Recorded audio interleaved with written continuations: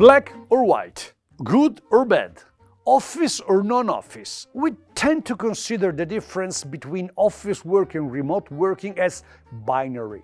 It is either office or non-office. Actually, there are different shades of remote working. Let me introduce you the main categories. No remote or co-located. This is the classic way. Work means that you are physically present in the office. That's it. If the worker is not in the office, it's because he or she is either sick or on vacation. The fight to reserve and maintain a meeting room is a daily routine that may not always be successful.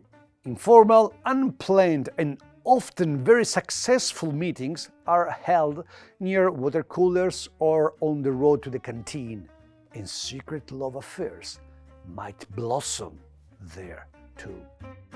Remote allowed.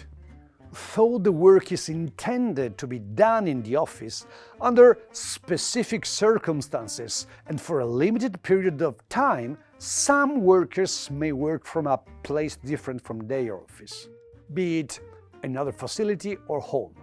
So, not a big difference in terms of interpersonal relationship or the organizational point of view. No or few technological effort are usually needed.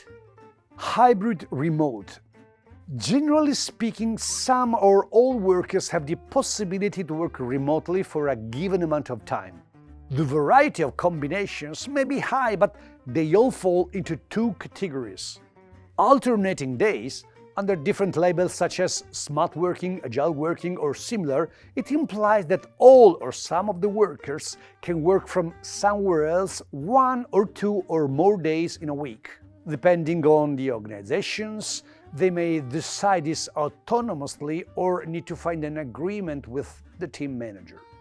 Alternating teams. Different teams or sub-teams work alternatively from the office or from elsewhere. In this case, the choice is collective. Team A works 2 weeks from home and Team B from the office, and then they switch. In this extreme form, entire teams may work on no remote or full remote mode for a predefined time and then switch.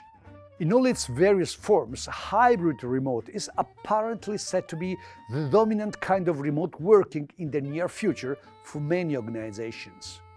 All remote, time zone bias.